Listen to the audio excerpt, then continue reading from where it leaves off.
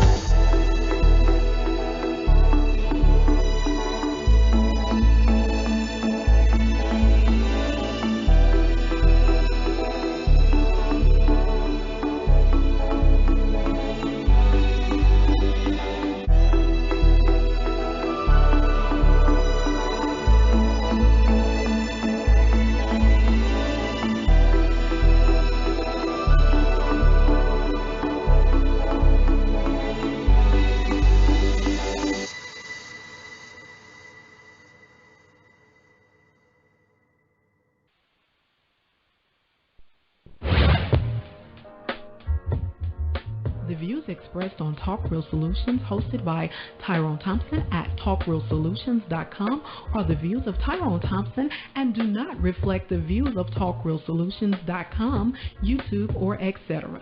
The content here belongs to Talk Real Solutions and its many contributors. Views and opinions expressed by all contributors belong to them and not TalkRealSolutions.com or Tyrone Thompson, the host, or etc. All data and information provided on the site is for informational purposes only. Talk Real Solutions makes no representations as to accuracy, completeness, correctness, suitability, or validity of any information on this site and will not be liable for any errors, omissions, or delays in this information or any losses, injuries, or damages arising from its display or use. All information is provided on an as-is basis.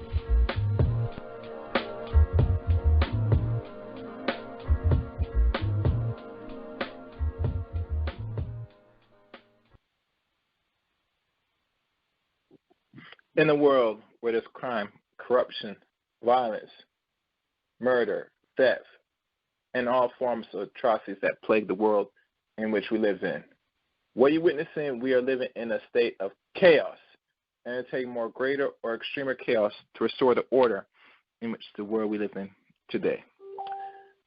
Good evening, Black people. This is Chaos Rain here. And tonight, we're going to delve into this much-needed, I would say, question that needs to be asked. And this question is going to probably hurt a lot of feelings. I think it's going to hurt a lot of males' feelings, and it certainly is going to hurt a lot of female feelings as well. But before I give you the gist of tonight's show, if you'd be so kind as to go to talkworldsolutions.com. On the website, you'll find a list of not only black-owned banks, but a few black businesses that's still present here in the West we call America.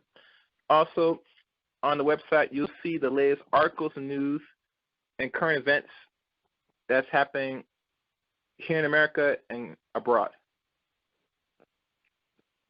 And also, T.R.S. got a donation tab if you want to donate as little as $5 or more to the show.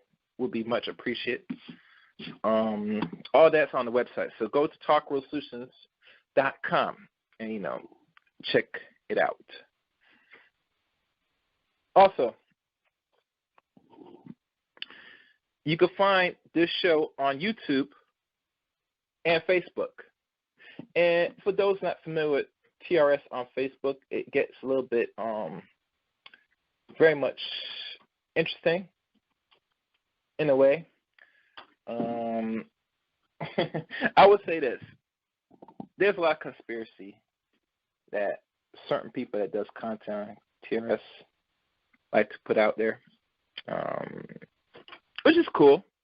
But normally the conversations in the back chats in the private chat room on Facebook gets very, I would say, informative in ways. And that's cool if people want to go back and forth about what their beliefs are. I'm not going to knock it. I'd say I just don't entertain that crap at the end of the day. But people are people.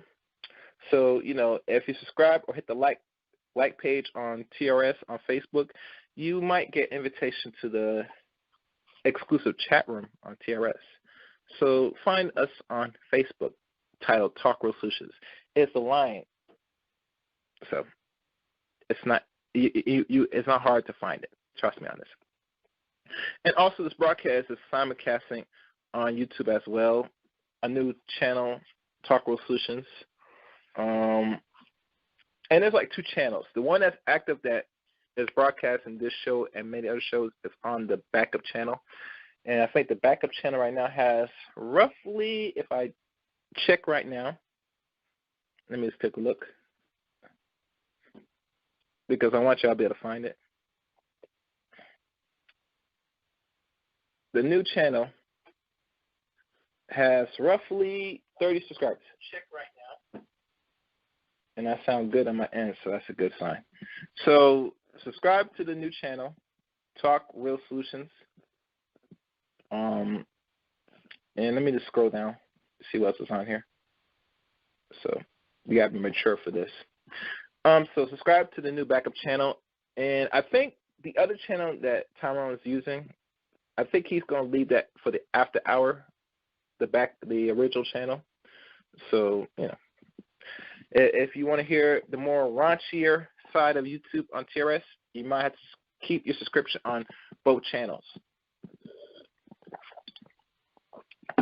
So I think that's pretty much it. And also, Chaos Rain has a channel too. So subscribe to my channel, Chaos Rain, as well. I'm the one with the C with the serpent. It's not hard to miss. All right. Oh, and one other thing I do want to say before I bring my wonderful guest. I've noticed, and let me look how long this article is. Yeah, this is interesting that I might present to my guests. I'm going to read to y'all, and this is something we might talk about after we go through this average as best. It seems to me Goldman Sachs says it will invest $10 billion to support black women. Here's how other U.S. banks have responded to racial justice protests. The top line, Goldman Sachs said Wednesday it will invest more than $10 billion in an initiative to improve the economic standings of black women over the next decade in the latest efforts on Wall Street to address what they call equity, as the financial industries has come under pressure aimed at a nationwide reckoning over race. The bank said the initiative would tackle the dual disproportionate gender and racial bias that black women have faced for generations, which have only been exacerbated by the pandemic. Okay. Through investment in job creation, housing, healthcare, education, and access to capital, the initiative aims to impact 1 million black women by 2030. It will also set aside $100 million for what they call philanthropic causes focused on black women. Philanthropy, in other words. And the key backgrounds, as the industries that has been and has long been dominated by white men, Wall Street has faced increased scrutiny over its track record on diversity in recent years. The scrutiny has grown significantly since protests erupted last summer over the death of George Floyd. A black man who died has a Minneapolis police officer kneeling on his neck. Minneapolis, mind you. And the U.S. banks contribute to inequality for years through now illegal policies like redlining, in which they refuse to invest in low-income, mostly black neighborhoods. What to watch for? Other major U.S. banks have, over the past year, pledged to pump billions of dollars into racial equity efforts, particularly as studies have continued to show that minorities communities have been hit the hardest by the COVID-19 pandemic and its effects on the economy. J.P. Morgan Chase announced in October it will invest $30 billion over the next 5 years to provide resource for minority-owned business and increase access to home loans and other financial resources for Black and Latino Americans. In June, Bank of America said it will put $1 billion towards an effort to expand economic opportunity for communities of color through healthcare, job supports to small business, and affordable housing. We focus on these areas because they are where systematic long-term gaps have existed and where significant changes is required.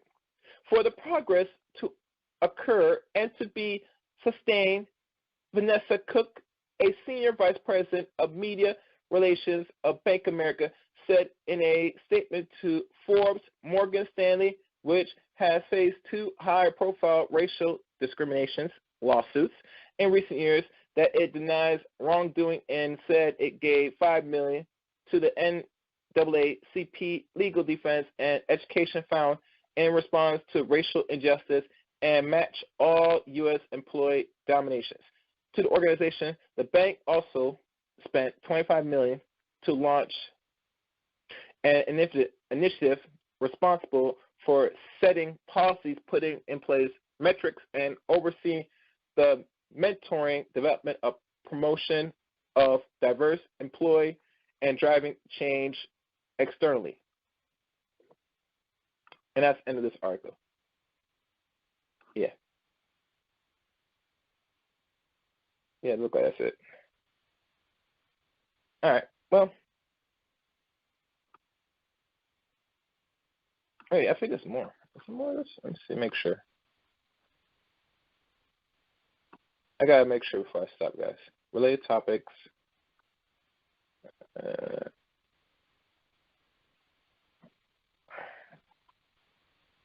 All right. Well, I'm gonna stop here. I'll leave this in the description of this particular stream. But no further ado, as my guest is there, if you could press *61, Miss Hamilton, I'll see you present on the board so I could open you up. *61. Thank you. Tonight's subject, Chaos Reign presents, Are You Average at Best? With special guest, Delisha Hamilton. Hello, Miss Delisha Hamilton. Can you hear me well? Hi. How are you? Hi. I'm good. Welcome here for the very first time on T.R.S. Welcome. Thank you for having me. Yes. But before we go into the deep ends of this conversation or the subject, I'd like to take a step back in a moment of time before we jump into the present and potentially the future. So for the very first time on TRS, can you tell the people that's listening for the first time a little bit about yourself? Yes, I am originally from California, the Bay Area. I'm a real estate investor there as well as here in Atlanta, Georgia, where I currently reside. I don't have any children. I definitely don't think I'm average at best. I'm above average. I've got an above average partner. And I know tonight we're going to get into talking about average at best and what men and women in our community need to do to rise above that. So I'm happy to be a contributor and lend any insight I can into the financial realm of that, elevating, and wherever else I can contribute. Mm-hmm. Indeed. So now, before we go into it, I just read you what Goldman Sachs is about to invest in, I guess, the community in regards to, I believe, black women. Did you catch that? Yes, the article I read? I'm not sure if you want to give you a little take on that briefly before we go into anything. Because it's something that I've discovered lately, and I decided, let me just Google it and look for myself. And this is the first time I read about it, so I just want your take because, in regards to the real intentions of this. So, I mean, I think that our community needs all of the help that it can get, all of these things that they're doing, all the different companies that come forward and want to implement new policy and help out. On the one hand, we need it whenever it is that we can get it, and on the other hand, it's late, and it's unfortunate that these things have to come on the back of protests and just unrest in the community, police killings, things like that, for a light to be shown on the disenfranchisement that Black Americans experience. So on the one hand, that's good, but there is most likely never going to be any policy, any help, any grants, anything that's going to go far enough. It's just it can't. It's just been too many years, too many generations have built wealth off the backs of our ancestors. There's not going to be anything that they can do to fully correct that morally, obviously, as well as financially, to ever set that right. They can do little things to help improve the financial situation and opportunities of people who are living today, but even still, every single Black person is impacted by the current disenfranchisement all the way back to the days of slavery, but everyone is not going to benefit from policies that these individual companies roll out, even the legislation from the government. It's just never going to be all-encompassing. It's never going to target everything. And you also have local government, police, chiefs, their officers, for the president, heads of companies, they can't control those types of things. Institutional racism is so ingrained. It is in the fabric of America. That's what America was built on, is a racist, a systemically racist system. And that's these little things aren't going to change that. And that's the type of change that you would need in order to really move the race forward. So these things are Band-Aids. If you get a boo-boo, yes, you do still need a Band-Aid, but if your arm is broken, what's that going to do? Excellent. And, I like how you said it's a Band-Aid. It's not going to really solve the problem. $10 billion to roughly maybe over 40 million black people in America, particularly if it's only focused on black women, is something, but is just a Band-Aid, which is not really enough. That what is really owed to black Americans for centuries. And my thing is that, to be fair and honest, that there was an issue with a lot of black women 2 years ago when a particular billionaire, Robert Smith, when he was going to pay $40 million to all the students, male students from Spelman. Was it Spelman? Or not Spelman? Morehouse. Morehouse, yes. And a lot of black women had issues with that, and were looking into this man's history, even go as far as attacking who he choose to have sex and have married to a prop.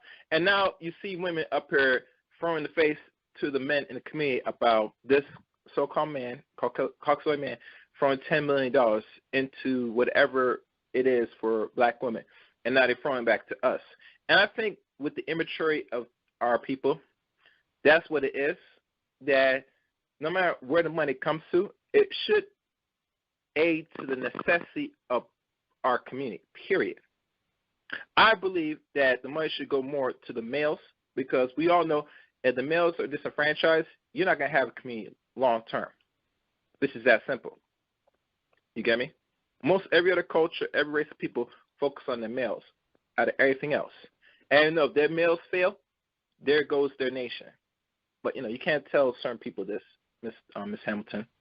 But like I said, the money's there. I'm hoping some of the women. So if I may comment on that. Yeah, go ahead, comment. Yes, go ahead. Mm-hmm. So, go ahead. I mean, I am a black woman. I definitely think there needs to be, legislation and programs and grants and whatever for black women, for sure. But it's a double-edged sword. Black women can't complain that black men aren't leading, they're not building, they're not doing anything, when since the 90s, everything, all legislation that's rolled out has been to benefit women. I think that women, they don't see how much of a handout and a hand up they've been given through government programs. And that just further disenfranchises black men. But then on the flip side of that, if you say, okay, we're going to change that right now and we're going to give all this money to black men, are black men prepared for that? Are they ready to take that money, run with it, know what to do with it? Black women are starting businesses. I understand, I've heard that it is a misconception, actually, that black women are not the highest educated. They're just the most enrolled. But when you have... keep going. I'm listening. Go ahead. But when you have a group of people who are continuously advocating for average and why the situation is what it is, and the average man makes 42, and what do you want us to do? That type of mindset, and I'm just saying this as a business professional, that type of mindset won't get you anywhere. It doesn't matter what the average person is doing. It doesn't matter what the masses are doing. Even if it's not the masses, even if it's a lot of people, you wouldn't advocate for anyone to smoke just because millions of people do it. You wouldn't advocate for that. So I hear a lot from black men when it comes to income that these are the reasons why we can't do any better. So is the money best served in the hands of people who have a mindset like that? And they have a mindset, a lot of the positioning of their mindset is because they're raised in the house with single women. There's no father there. So I think that each group, men and women, have different issues that need to be addressed, but I am in full support of more attention being paid to black men, because they need the tools to be able to step back into that leadership position. The black community is run by black women, and you've got boys out here reading at a third grade level.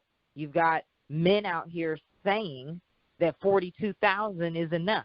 You have men out here saying that you don't have the right to expect us to be providers. You have men out here saying that you need to come with 50% and then turn around and say, I don't care about your degrees or how much money you make. But you can't sustain yourself, let alone a woman or a family, without her income. So there's a lot of work that needs to be done. And, yes, money is part of it, but therapy is a huge, huge, huge part of it. The mindset has to completely change on both sides for men and women. But, yes, there does need to be a substantial injection of capital into the black community. But you can't just sit and wait on that. You can't sit and wait on this injection. You can't sit and wait on this $1,400, this $600, this $2,000, whatever the presidents have been rolling out. You have to take initiative. You have to make it happen. If the talented 10th can be created, on the back of slavery and all that type of oppression, these men and women that came before us are rolling over in their grave listening to men talk about what they can't do in 2021 or what odds are stacked against them. That's shameful. Yeah, and it goes back to a scarcity mindset for our community, especially with the men that become men, boys that become men, that they have been trained in this environment that they should not ask more or try to do more right now. So when I hear conversation with enough men in a lot of spaces that saying that 42 is what they call middle class or is somewhat average, and I'm thinking, okay, you're average now, but as men, as you get older, don't you want more? You get me? Do you want to be capped off? Because let's be honest, and the next question I want to ask you is, how much can my 42 grand a year stretch in 50 states in America, Ms. Hamilton? I don't know if you want to break down the numbers. Since Well, these of course, it definitely depends on where you live, because that's the cost of living. I did a breakdown of this, which I did look for it. I must have deleted it. I couldn't find it, that I outlined on Obsidian's show. So I don't remember the details, but I did look up the federal taxes on 42. Then I looked up the taxes for my state, which is Georgia. I had my boyfriend to give me the expenses of what it costs for a single man to live, just so that the expenses didn't come from me and it came from a man. And by the time I had done the end of the calculation, there was, what was it? It was $400 and something left. And that was that was before any type of saving, investing, travel, meals out, going to the club, shopping, just anything extra. I believe the only expenses I included were rent, car note, utilities, groceries, things like that. I didn't include anything else. So even without any of the extras, with 42, if you live in Georgia, you're left with $400 and something a month. And so a lot of people want to argue and say if you're a single person, that's enough. But that's because a lot of black people are not exposed to the fullness of what your life can be. So you think that as long as it covers your bare minimum expenses, you're doing okay. That's because things like investing are not even in the scope of most black people. When we were on the show, when we were on the show with Obsidian and Mr. Carter, even he had said that we're looking at about a 12-year-old's mindset when it comes to finances in the black community. That's where they are in terms of their education level in regards to finances, that of a 12-year-old. So a 12-year-old is not thinking about investing. They're not thinking about anything like that. So that goes back to what I'm saying. If black men feel, and obviously this is not all, but if some black men feel that $42,000 is enough, that means that they aren't even thinking about investing, starting a business, anything like that, because then obviously that wouldn't be enough. But then you turn around and, where should this grant money go? Where should these companies, where should they lend their support and make changes to help those that are enrolling in school, starting businesses, going hard, telling the men they need to make more, do more, be better, or the group of people who are saying we can't, this is enough, these are all the things that are holding us back. I wouldn't want to invest in them. That wouldn't make me want to do it. People who have money, who are go-getters, are attracted to other people who are like that. So if you have a group of people and the women in that group are really trying to push, you'd be more apt to support them. Interesting.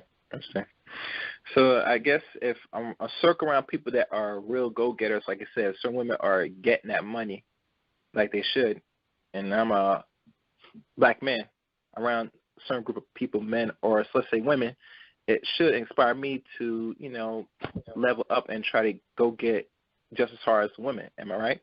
Because I'm around a circle of go-getters. Right, if you're in that circle. One thing that does baffle me a little bit, though, where I can't fully wrap my head around how this is, the numbers show that black men still out-earn black women. But when you're listening in conversation, it seems like there's a lot of women entrepreneurs, a lot of women who are making money, a lot of women who are, really pushing and handling things on their own. Now, I don't like to throw in the, we're single moms, we're doing this, because single motherhood, for the most part, is a choice. Women can come up with every anecdotal experience they want to as to why they're in that situation, but for the most part, that's a choice. So I don't feel like you get any kudos for overcoming something that you did to yourself. Yeah. Yeah. Yes. Oh, yeah, and the call number for tonight's show, for those who have questions, I see two people on here. I'm going to open you up in a second. The call number is 712-770-4160. The access code is 977-194#. I repeat, 712-770-4160. Access code 977-194#. Tonight's subject, Chaos Reign presents Are You Average at Best? With Alicia Hamilton. Before we continue on, I have two people right on the board. Let me see if they have any questions or comments. So, stand back. First caller, open up. Caller, open up. Who's this? Hey, what's up, man? All right, what's good? Brother Yeshua. You have any? Yeah. I'm good. I'm not sure. I know you've been listening. Do you have any questions so far? Yes. Yes. It's funny y'all talking about this, because I was just about an hour ago. I was listening to Dr. T. Hassan Johnson. He was talking about this, and he was just talking about this, and I was like, wow, he was really breaking this down. One thing that he did talk about, despite the fact that they are seemingly want to leave out black men, particularly those black men who have the know-how to, in fact, do it to do with grant money, despite the fact, like the young lady just said, she said that black men were still earning more. That's number one. He also said, from a business standpoint, black men are still doing well from a business standpoint too. He said that they had a increase despite the COVID. Black businesses that was owned by black men had an increase. So whatever they did, it was working. So that was the positive. But at the same time, like she alluded to, and I want her to kind of piggyback on what I was saying. I'm piggybacking on what she said. They don't compare. They compare white men to white women, but they don't compare black women to black men. That's something they won't do. So with the Goldman Sachs thing, they're making it look like with these grants that they want to, I guess, as the article and as Johnson was talking about, they want to empower black women and leave out black men. So which is very interesting, and that doesn't surprise me as a black man, because I know that due to, again, systemic and white supremacy, they don't want to see black men lead and take control anyway. That's a given. But my point is that I saw this, and it was very interesting how they play with these numbers and with these statistics but they don't compare them properly. And with that, so it would have you think that black men are just doing just quite well. They don't need this, they don't need that. No, black men at the same time that are doing well, but at the same time they're doing bad. So it's a up and down thing with black men. Black women are right at quote they're inside the middle. They're right there. So I thought that is in itself was interesting, but. It's a good topic, and the young lady can probably, in a sense, I mean, I guess she can add some more on what I just said about that. But I found it very alarming that Goldman Sachs would do this and not even come to say black male owners who own Fortune, some of them who own Fortune 500 come in and say, hey, what do you think about this plan here? Just to see what those guys would say. I found that very kind of interesting. But at the same time, we got to understand as black men, we have an enemy, and these enemies don't want to see us progress or empower ourselves. Period. And I know that's a negative, but it's a reality.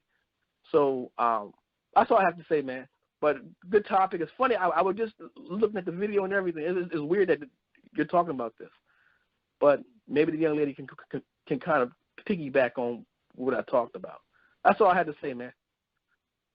Well, let me say this to you. If you had an offer or if you had anything to present, are you going to present it to the head or the tail? Are you going to present it to the leader or the secretary? You're going to present it to the boss or the secretary. So in every other community, that group of people is undeniably the men. That's not what we have here. We have a gynocentric society here in Black America. So if they're going to present an offer to the community, come to those that appear to be leading and pushing things forward. Look what black women have done in politics and stuff like that. You know what I mean? Black women are really in the forefront. The image of black men is tarnished, as is, in my opinion, black women as well. The single motherhood epidemic, twerking, all this nonsense is as well. But I'm not saying it's right, but at the same time, I mean, I could see how black men are being bypassed. Well, yeah, and so with that being said, I don't believe statistically black. I don't believe that black women are quote the head from a business standpoint because, like you just stated earlier, the state and not just you, it's been stated that again we still have young black boys who are involved in who parents are. I mean, the parent who come from a one parent home, which is headed by a female. It's either what? It's either he's in a gang, it's either he's locked up, etc. So I'm saying, so who's the head? You see, and it's not because we understand why the disparity is there, because you had generational wealth, like was laid out, which was taken away from us. So those black men during the 1900s, the early 1900s, that was building infrastructure and building generational wealth, those men got wiped out. The person who's making the offer, who's bringing the offer from Goldman Sachs, doesn't know these stats. He doesn't know what's going on with black boys and being raised. Right, and so that's my point. It looks right, and that's my right. So I'm saying that's my point. So you would think that Goldman Sachs, who knows black executives, who knows black CEOs, who've heard of them, can't go to those guys and say, hey, what do you think about this plan here? See, that's not what they're doing because that's not what they want to do. You see, right? So I agree that's why with I that. And black women are on fire right now. They're in the forefront. Politics is huge right now in the world and in our country. More people are tuned into that than ever before, and black women are leading that. Well, I mean, they're leading it because there's a narrative that was pushed by white male media again. Like I always say, overwhelmingly black men voted for Joe Biden. I mean, if that's how you want to look at it. Period. Right, they did. Yeah, so I'm saying, so it shouldn't be the conversation. It should never be where we're having a conversation where black women are leading. No, black men voted for Joe Biden. Yeah, period. Stacey Abrams handled that election, and she's a black woman. Yeah, well, again, but we can't. Especially Georgia. That was all Stacey. Yeah, but again, black men voted in Georgia for Biden. Again, black men voted. If black men decide, okay. Right, they voted, but Stacey led the charge. So that's what you can see. You see Stacey. You don't even see me. I voted. You don't see you. You don't see nothing. You see Stacey Abrams. Yeah, and then again, but that's unfortunate because it wasn't just based around Stacey Abrams. See, that's the point, and that's something that should be said. But that's not my argument. My argument is not that, though. Truthfully, that's none of my argument. But that's all I had to say, Gary. And thank you, Gary, and thank the young lady too for coming on. And I'm going to continue to sit back and listen. Thank you.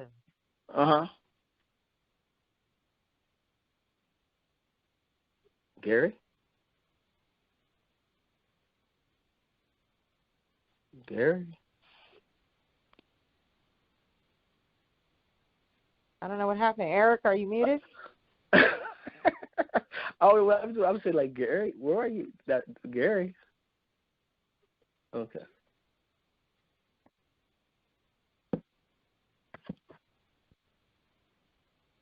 Okay. Well, maybe he went to the restroom or something. I guess I don't know. I'm sure not. Yeah. No, but so that's how I look at it. I just don't want us to be into this gender thing because and that's another trick that we got to be careful because we already have the dynamic as it is, the gender thing. So I'm trying to say, hey, look, y'all, let's make sure that we look at this thing, as where it is and understand that we can't be against one another because of this. You know what I mean? This ain't the first, so I think that's the danger behind this. I think that this is something that we should be talking about too. Let's make sure that this does not happen and that we can, in fact, understand this for what it is. I still don't think it's enough, whether or not they give it to black women or not. I mean, I agree with you. I mean, I'm totally agreeing with you on this one, that's not enough. So, like you were saying, it's a Band-Aid. So I'm not sure what's going to come out of this. I mean, I think that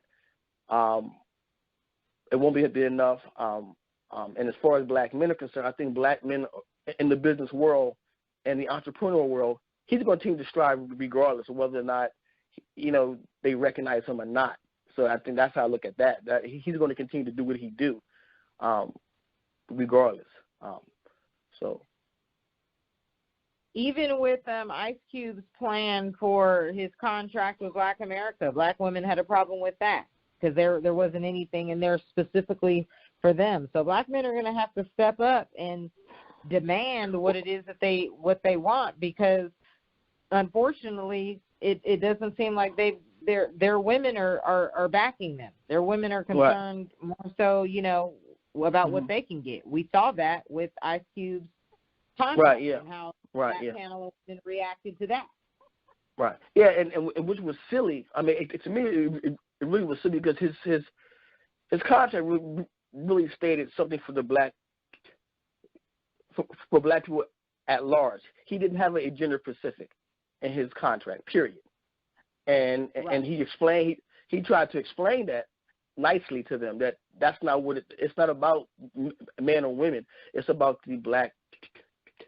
it's about black people at large. It's not just about one particular gender. And I think that's where he was coming from.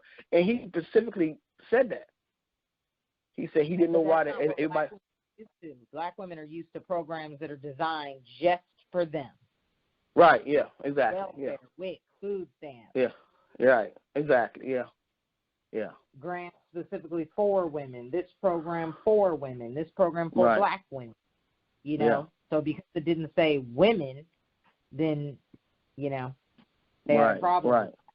And even if it said it didn't say anything gender specific, but even if it had said something gender specific in terms of what we want to do for black men, where's the support for that? Black women get so much. They get so much. Right. Yeah. Why can't they have this?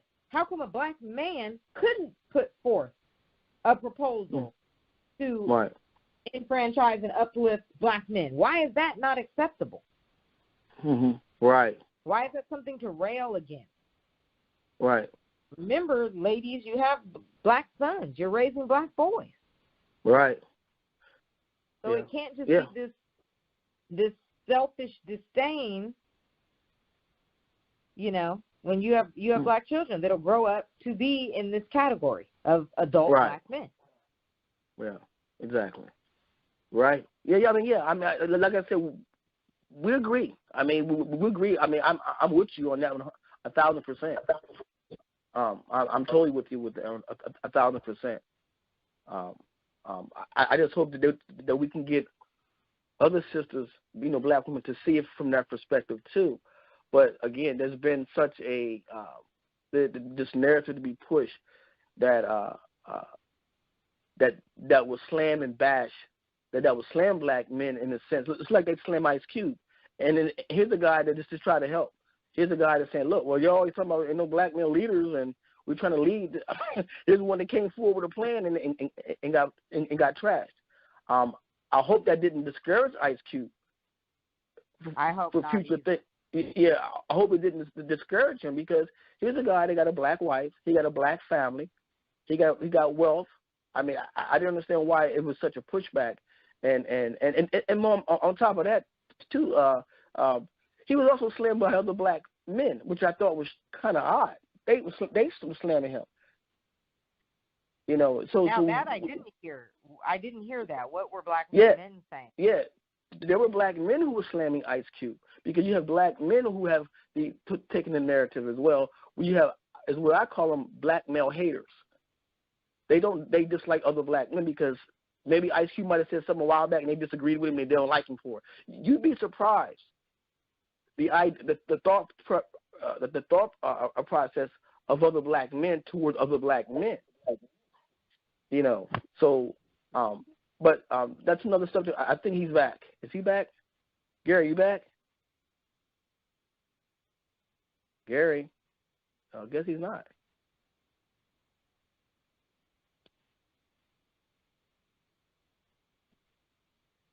You still there? I'm here. Okay, where did Gary go? Oh, let me finish. Yeah. So, but yeah, so we let the other callers come in. Yeah, exactly. I mean, yeah, I don't. Yeah, so that was that. So there were some black males who also, I mean, and they quote haven't gotten over the fact that Ice Cube at one time he was considered to be part of this misogyny attack on black women, which I didn't, in some cases, didn't see him being attacking black women in a sense, like they said he was. But because he's been married to a black woman for over 30-something years, over 40-something years, he's been married. Matter of fact, I met his wife one time. So you said you met her? Yeah, I met her in past. It was very short, and okay. I was introduced to her as Ice Cube's wife. And I was like, oh crap, you know. And you know, he's been married to her for years. I mean, so I don't understand what the deal with that was. But okay, good man. Hey, how you doing, Miss Hamilton? My name is Tyrone. Is Gary around? Okay, well, I'm getting ready to try to explain what's going on here. Okay. My name is Tyrone, and I don't know what happened to Gary, but what I can do is I can try to continue you guys' conversation by taking the phone calls and moderating the show. And Brother Joshua, I appreciate you calling in, and what I'll do is I'll open this other line. Okay, all right. To let the next caller on. All right, guys, if y'all want to call in, the number to call in is 712-770-4160. The access code is 977194. And then you know you hit *61. So, Greg, welcome to the show. How you doing? We got Miss Hamilton on tonight. And Tyrone, I'm in the lineup too, Tyrone. I just wanted to okay, I'll get you out to Greg all fast. All right. And the topic of the show is are you average at best? So what's your comment or question for the guest, Greg? Well, I'm just an average brother. I never consider myself elite. Mm-hmm. You know, it's not how my brain works. I think everyone's pretty much equal, the same. So nobody that. Say again? That's kind of my mindset. But the point I try to make, man, I was listening to you talk about black women killing it. They aren't killing it, man. I think the median income for black women is $21,000 or 19. I mean, that's just not killing it. I don't know why sisters have this, black experience, black queen, and they're killing it, and we're not doing that well. That's simply not true. I mean, I go to financial seminars. I used to. I never saw black women there, only with their husbands, but they aren't there. They aren't killing it. They have a lot of jobs in these offices. And I used to go in there as an electrician when I worked for a company, and they're just office workers, man. They're not making them. They're not making more than a damn UPS driver that they look down on. I don't know where they get this from. I don't really know the black women's end game. They want to try to be the leaders of the community, which they're not. They're not the leaders. I don't know why they want to be the so-called leaders. What's their end game? To be alone at 455? All right. So hold on, let me finish, bro. Okay, Greg, listen, you're asking a lot of questions, and you're throwing a lot of claims out there, and we have a guest, so we're going to let her respond, and then I'm going to let you continue the conversation. We're going to try to have a conversation here, okay? Oh, I'll be brief. She goes by. Just give me about 10 seconds. I'll be done. There is no end game for sisters, but it's going to be poverty and alone with cats. I mean, you need to get with your man and build like your other race. You're not the leaders. You're not running shit. You're not running strongmen and not going to be led by a woman. What's happening in the black community is black men are checking out from black women. That's what's really happening. It's just they're not building with them. They're saying no, thank you. That's what's happening. They're walking away from sisters. Black women don't get it. They don't understand it. That's all right. Well, thank you for your comment, and Ms. Hamilton, you can respond to Greg. Okay. So I do agree, and I thought that I made it clear that my perspective was that it appears that black women are killing it, and then I said, but statistically, we know that they earn less than black men. I said clearly that I was baffled by how it is that narrative is pushed and how it appears that black women are, more highly educated, but we know that they're just more enrolled. Seems like they're starting businesses. They're heavy in politics, but we know that they are under earning in comparison to black men. So I did say that. And then also when he says that black women are not the leaders of the community, I understand that that's not how it's supposed to be, and I understand that a man may not like that, but I disagree with him there. I think that is the case. Most households with children in them are ran by black women.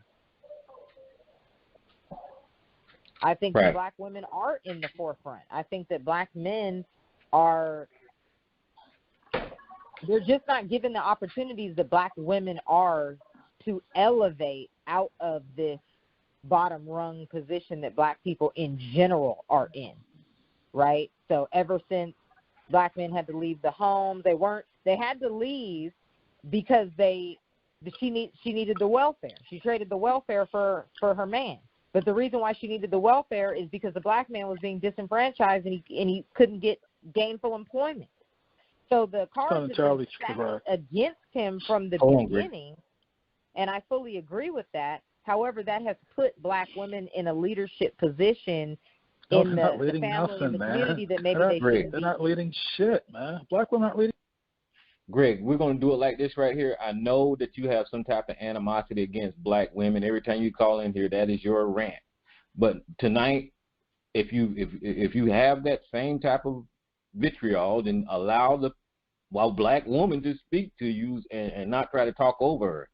Okay, so just don't do that, Greg. Just calm down for a second. I don't know what to tell you, brother. But go ahead, Ms. Hamilton. I apologize. No, that's no problem. And then to you, Greg, directly, I mean, I understand what you're saying, but you don't. In this conversation between you and I, it would be unnecessary to take the stance with me as if I'm a typical black woman, because I'm not. I don't believe in child support. I don't believe in alimony. I am in, fully understanding of the position of the black man when it comes to income, because I am a high earner. I do have a little less sympathy in that area for anyone who's not performing. But we can have a conversation that doesn't go in the way that maybe your conversations typically go with black women because I'm an atypical black woman. My views are not in line with the average black woman. Well, stop with the little insults, and then I'm cool. You dish like 7 of them, and you need to stop the little insults. What insults are those, Greg?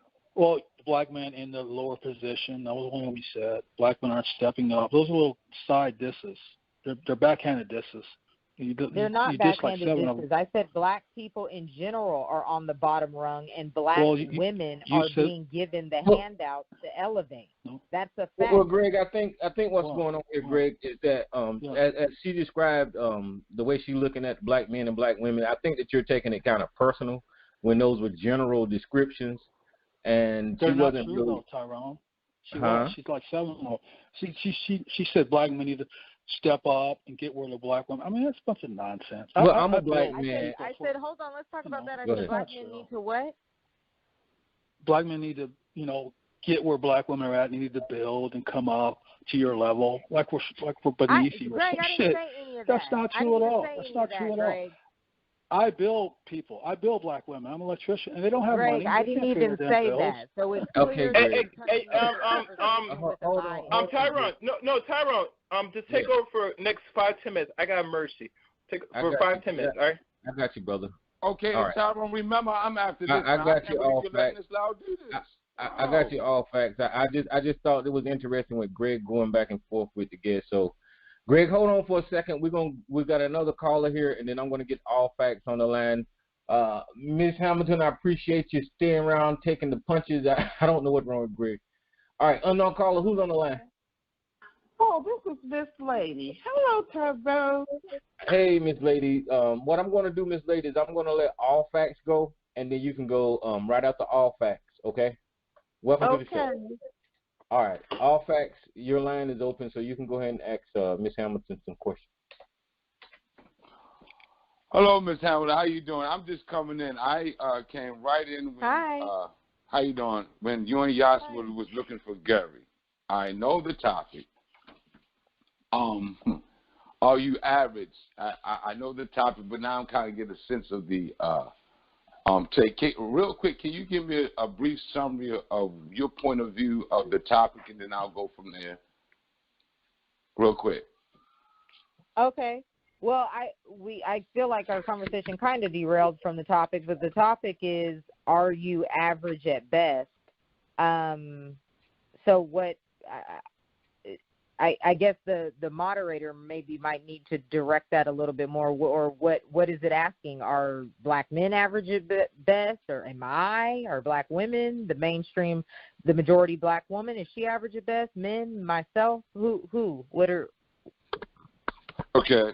Well, I'll wait till Gary come back, but I just want to comment on what I just heard, and I guess Ms. Lady go by. I just want to say this. When it talks about employment, when statistics are funny, black men may be making more, right, because they balance up and they say black men, but black women are more employed more than black men. There are so many black men are out here struggling, and they're unemployed. Black males are the lowest unemployed in this nation. It's a fact. I mean, you have women working.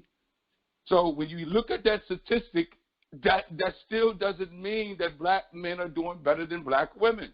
There is a special initiative. And I agree, but there's a consequence when you make these statements that black women are controlling and dictating the black family. Because if any black man is unemployed, if this country don't sign bills to help the black male, the black woman is responsible. If the black woman is putting the Democrats in the party, you're responsible how this country politically handles your folk in getting them jobs. So they won't do that. There's a little consequence to that. But I want to say this. I think it's a trickery, and I think anybody that tries to divide and says the black male or the black woman is more responsible for the dysfunction in the black family, it's idiotic, it's dangerous, and they like that's like white supremacists because of the divide. When you have the public or anybody, any culture, says black women or black women is that and don't talk about the black family, it's division. It's just simple. And it's kind of funny that other cultures around the country is listening to this and saying women are dictating those men dictating the family, and look how it is. The situation that we're in was forced upon us. If you always attack the male's employment in a capitalist society, the children and the woman that he's with are going to be suffering. It starts with him, and everything breaks down. It's just a fact. So I just want to go there, but I just heard that statistic that black men are making more than black women. No. That may be true, but when it's talking about regular employment, putting something on a regular table, they're out doing this, and they're taking traditional black male jobs. That's all I gotta say, and I'll wait till Gary comes back. I think I think you're absolutely right, and what it may be is there are more black women in those spaces in terms of their numbers, but the black men that are in those spaces with them are out earning them. So, there may be 5 black men there, but there's 20 black. So the 5 black men are making more than the black women, but there's 20 of them in that space. Right. And when you're a male that provides for your family and you have females saying, you know what, you got to make more than me or you got to provide for the family, it's an extra stress for a male. Now, that's when you can get gender bias. It's extra stress for a male to make money and jockey for jobs and stuff because of the family and things of that nature. But thank you. I'll wait to the other topic, Ms. Hamilton. Thank you. Yeah, and just listening to you guys' conversation, I guess if you compartmentalize certain things, like if you're talking about the black males versus the black females on Wall Street, then the black males is going to be winning on that. And if you're talking about disproportionate numbers, like she just said, if the black males are in that space, then most likely they're going to be earning more than the black woman. But like all facts is saying, if there's greater numbers of black women out there, on the average, women is going to be making more than men. So I guess both of y'all can be right on this conversation. Miss Lady, welcome to the show. How you doing tonight? Oh, I'm hanging in here, Tyrone. Got some stuff going on, but I'm hanging in here, okay? All right. Welcome to the show. Oh, Lord. Well, I didn't listen from the very beginning. I've been listening maybe about 20 minutes. Mm-hmm. And it's interesting how and I understand where it comes from. We all do, but seems like there's just such a fragility and ego at times. And you know who calls in all the time and harangues on black women. Black women are trashed continuously, publicly on this line. And if anybody from Goldman Sachs was listening to it, they definitely wouldn't be trying to help black men out listening to that foolishness. So all I want to say again is what was the man, Mr. Robert Smith, wrote off all of those black male student loans from Morehouse? All right. Tyrone Thompson, you there? I am back now. For everybody that's listening, I'm going to put you up at... Wait a minute, hold on. Hello, Cameron. Yeah, you're here, Gary. You're here, Gary. Miss Lady, right. Gary had an emergency, and he's trying to let us know what his status is. So. Yeah. So, you okay? Well, I'm not going to that. That's personal right now, but let me continue on. Okay, but Gary, here's where we at, brother. Miss Lady was just getting ready to ask Miss Hamilton a question. All right, she has a question. And then we got all facts and Joshua line this open, okay? So go ahead, Miss Lady. I'm sorry about interrupting you. Gary, you got the helm, brother. Anyway, I just want to say when that man wrote off all those student loans for those black male students so they could get a head start or don't have that burden on them trying to branch out in their careers, you didn't hear black women complaining about, well, he didn't write off Spelman's student loans. So I think it just is a bad look for black men to continually to sling arrows and trash black women when they get any kind of step up, because it's only going to benefit the black family. For the most part, you have a lot of single black mothers raising black boys and girls, and it's going to help their children. So I wish this little fragility and black male ego would be reduced. And I do agree with all facts in a lot of ways. in all facts, I want to tell you that I just hope don't take anything I say to you real personally, okay? And I just want to say, me and Alphax goes back for years and years. But anyway, if you actually categorize the professions, you're going to have more black men who are electricians and who are plumbers and who are painters, right? And because it's a male-dominated profession, it's physical.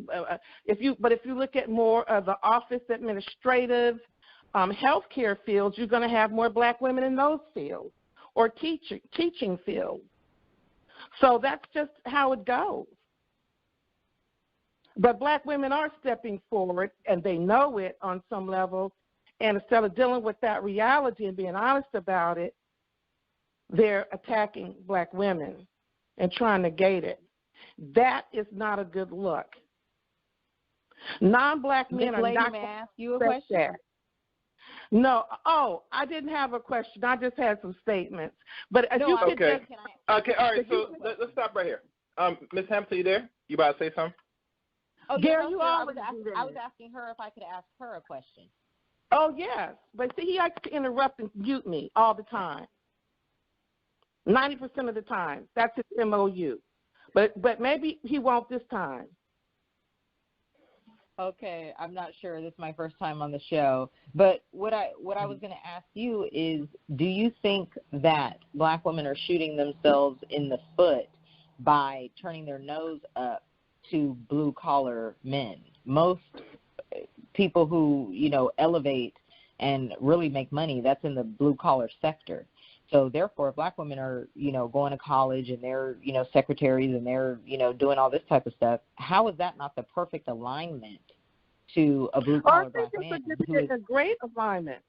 It could be a great, listen, I met a contractor years ago, through a friend. It was a friend of a married couple. And he was building, getting those houses and flipping them and renting them and stuff. He ended up owning like 4 McDonald's. And that was decades ago.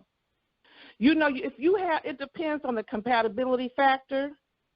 So if you have someone that has some common sense, that will work with you to accomplish things in life, to set up a legacy for your family, and who you can trust and who has trust in you, you can go a whole lot further. I don't think you should look down on anybody, on their work. I mean, if you have an honest job and you're working, that's always a plus. But it's always the compatibility that's most important. I think another problem is that black women are opposed to building with black men. If more black women were willing to build with black men. I disagree. I'm an older woman. I absolutely disagree. I know so many black women who tried. See, years ago, they thought the party wasn't going to end. Before all of the immigration, before all of the exporting of all the manufacturing jobs, black men were partying Thursday, Friday, Saturday. So were black women too, but they weren't serious. And I know so many that are divorced that begged their husbands to work with them, to buy rental property, to save and invest, and they weren't interested. So I think this is true also. Yes. Okay, and so they're the ones that shot themselves in the foot. The smart ones work with their wives, and they're doing fine. But there were two. We can't even compare it to wives. Platonic friends I tried to get to do things, and they wouldn't do it. They just wouldn't do it. They wanted to party. They wanted to wear the latest tennis shoes. They wanted to show off. They wanted to have their apartment with their stereo so they can be quasi-playboys, and run all of that foolishness, smoke weed. They just weren't interested in being serious about building a future, so many of them. But thank God not all of them were like that. My brothers weren't like that. I have a brother who's a civil engineer, and he was serious about his studying. That came first. But, so many, they just wouldn't do it. I think also and the women are professional women. They have at least a bachelor's degree. Some have master's degrees. They own nice homes. Some were left in really bad financial situations from their divorces. They had to rebuild. They lost property, all of that, because the men just wouldn't get serious. Now, I don't know about the younger people. If somebody can talk about the young people, I don't know if mentality they are, like in the 20s. It'd be interesting to know if there's a difference in mentality. I don't know. Okay. All right. Thank you, Miss Lady. Anybody else? Can I comment on something she said? Yeah, it's your comment. And who's on the line? Who's this? All facts. Can I go ahead, Ms. Hamilton? No, all facts. I got to continue on. I'm going to open back the line for. Yeah, thank you. Go ahead. You can comment, Ms. Hamilton. I'll put everybody back on mute. I was going to say that also I think that black men have to take responsibility for kind of where black women think they should be, because social media, music videos, things like that, all of that is influence, right? So when you have black men, chains, gold teeth, money, Gucci this, Louis that, and that's what's being perpetuated, black women are going to think that this is what you should have. So if you don't have that, then you're underperforming. But that's black men who are putting out those images in the videos and whatnot. Now, of course, it's not all black men. It's the sector of men that are in that sphere, but that's what is being pushed on mainstream media. So therefore, a black woman is going to have that expectation. If you don't meet that expectation, she's going to think you're underperforming. And black men have set that standard. Not all, but like I said, those that are perpetuating that in a public space are setting that mindset. And I would like to add on, this is why black media is very essential, Ms. Hamilton. That's why you're seeing a lot of men in many sectors, not only on podcasts but YouTube, whether black manosphere or just general black men, they are doing a conscious effort as we speak to push back this propaganda of what the image or how we should view what black man is and what he should be. And I feel, in my mind, that a lot of people that is receptive to the information on many platforms to know and understand the end game of a lot of them, whether people want to admit it or not, is to change the direction of how people should view and see black men, not only in the 20th century, but moving forward in the 21st century. That's why you see a lot of platforms separate themselves from the so-called Pookie and Ray Rays and the educated lames and lames, which I don't like to use the word lame because that's very subpar. But there is a divide and separation in regards to which women should really be wise to pick if they want some long-term, on the average. You get me? And like I said, if media's pushed out, this is what the image and what you should look and see who a black man is, like, the low-level type, the pants sagging, all the negative stuff that they derive that what black man is. A lot of black men are using media platforms to push back that propaganda.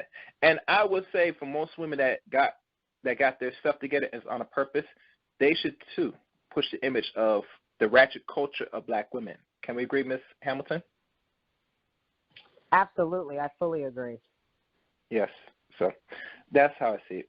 So moving forward, because I did cover the men's side of things, now for the ladies. And I see your hands up, so be patient, people. What is the one thing you think is the biggest weakness that the black woman is facing now in the 21st century overall that is needed improvement? The children issue. Okay. Absolutely. The children issue. They're saddling themselves with unwanted children, and it's holding them back.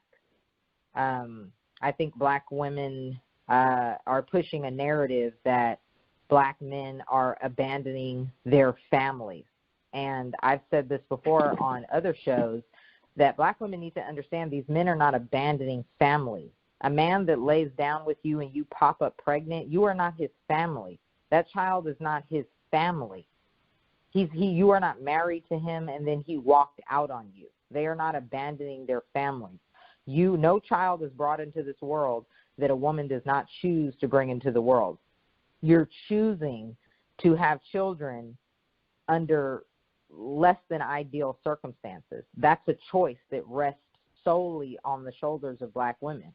And black women want to say, well, we both made this baby. You knew this, or you should have worn a condom, or you should have this. The onus, in my opinion, is on black women. It is you that is saddled with the children.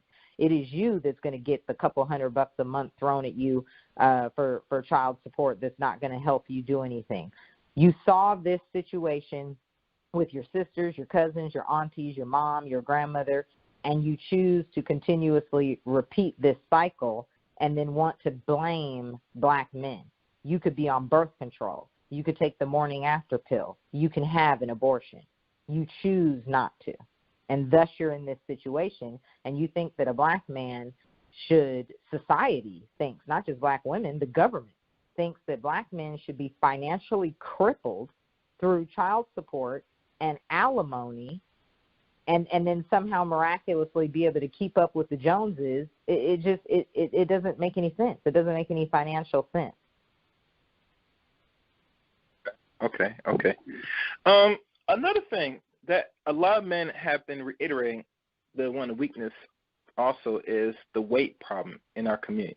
I mean, besides the men that, yes, there are men that are overweight, not that large and many by the percentage from what the data has been so-called showing, but they notice between men and women, they notice women now for the last, let's say 30 years maybe, or 20-something years, have put on double the amount of weight than the average man, because they say the average height of a man in the West is like 5'10", roughly, 5'9" to 5'10", and he statues either 168 to close to 190, over 190.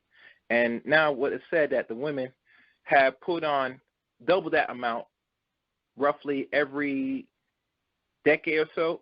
Now that it said it's now roughly 180, the average weight of an American woman. That makes her a dress size 12 or 14 at most. And now that there's new data that has not been revealed, if I double check now, that the average dress size now, if I won't be surprised, is a dress size 20, Ms. Hamilton. And I just threw that number because I don't know if it's reached that now, but last time I checked, the average dress size 5 years ago was a size 16. So the question I should ask, do you think the weight problem is one of the also biggest factors that affects the market, the dating market for the average or wherever man marrying women, especially black women? Yes, I do, because that's a huge part of their sexual marketplace value in terms of a man wanting to be paired with her is what she looks like. So when black women want to retort that, black men aren't always in shape either, their main concern needs to be the money. A woman's concern is how she looks. Not to say that that's the only concern. Men do need to be concerned about their health as well, and women also need to take care of their finances and credit and such. But traditionally speaking, a man can, have some leeway in terms of how he looks as long as he's an earner. Women, no matter if you earn or not, still need to have that type. And the reason why I ask this question is because what I've learned, there are men that are sometimes what the women consider unattractive and possibly big, but their money's right. So a man that doesn't fall in the looks or the physicality, he makes up, and also height, he makes up for his resource, how much money he makes, what he owns, if it's good, he owns something really good or something, that he's more valued of what he does, his productivity. And I always say it's personally, a man should always be productive, period. And that's not going to leave us, fellas. But because how the roles are reversed in this society between men and women now act like men in regards they rather look for the physicality first the resource or the money he makes second. And because this now is causing very much a topsy-turvy amongst our communities. Now, I'm not saying women should not really pick a dude that they're not, if they're sexually attracted, would help. But a man, at the end of the day, he should be very much productive so that he could provide something and protect as well. When I find when women deviate from that and they want to deal with a man that has a jawline, six-pack, all that stuff, I conclude as a man that you're moving more towards your masculine side of things and you're vibrating more like a man. Because a man should always, when he deals with me, is always not only what you bring to the table, but you also bring looks, something that's appealing to the eyes to attract that mate. And to be honest with you, Ms. Hamilton, a lot of women think that's not important. A lot of women that say that. Can you imagine that? They know that man should not pick you by your look. Down to see Dr. Miami. They know it's important. They understand that. Yeah, spend that money in that surgery, especially if you make that money, sister. Yeah. And I heard in Miami they got pure 9s and 10s down there. So, for your woman that lives in Florida or any part where the competition is high, you know you have to meet the looks. If not, you're not gonna get picked. You might get a pump and dump from a man if your cards are in the table, but in regards to somebody hold you on and provide for you long term, that's not in the repertoire. And I'll say this personally for the fellas, just to give slack for ladies, that I think on our backs we should be more mindful to be given one or two things, Ms. Hamilton. I like to call dick and attention. If a man continues to facilitate either one of the two or both, the women that should change will not change on the average. Because let's be honest, if a woman is not able to attract the opposite sex, you know what she does? She's going to do everything possible to get attraction to be appealing.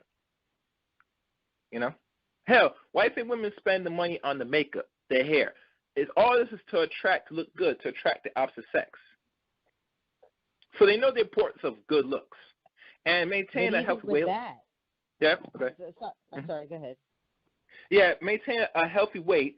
No one said you have to be a stick now, but if you're roughly a 6 and possibly lower, you have a good shot of holding on to a real productive man. Because if you hear most dudes, and a lot of they say they don't believe men because they say, well, you're giving more attention to the women that have body in it, that have big boobs, ass. I understand, but those dudes, it's just a fantasy. But overall, they're not going to wife it up, especially if they're too big. That's just me, but go ahead.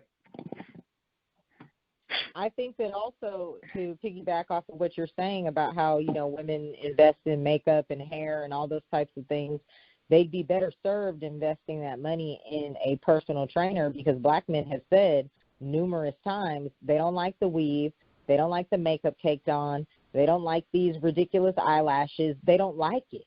But what they do want is for you to lose weight. So why not invest that money in a personal trainer? It takes hours and thousands of dollars to maintain these looks that the men are telling you clearly they don't like. They don't like it. Yeah, but it goes back again that a lot, and let's be honest, Denise, how many of our women today really listen to men in our community today, that they take and really pay attention, listen to what the men really want? Let's be honest. How many women on that percentage you think? Small percentage. Yeah.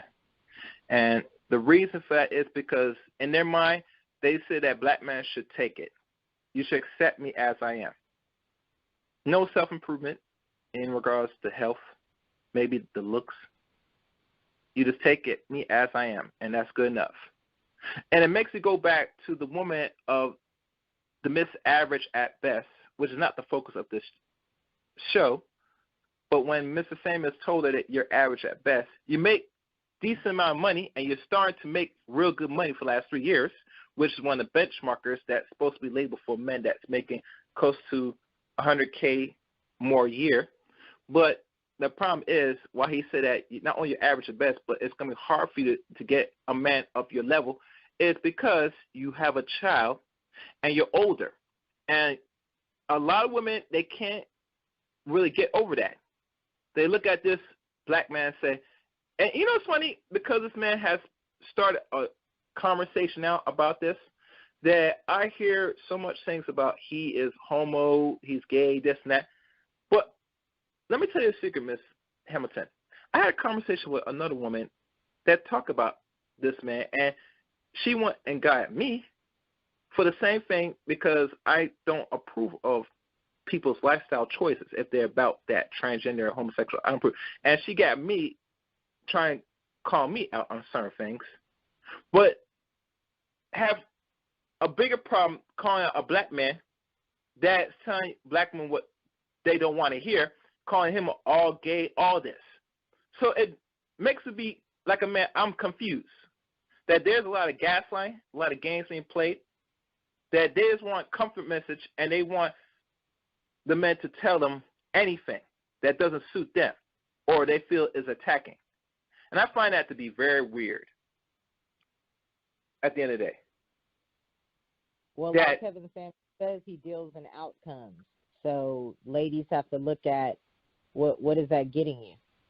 Are you happy with the outcome? And they're not, because nobody complains more. No one complains more than the black woman.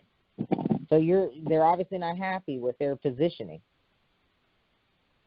Everything that's happening now, everything that is going on both sides is not working.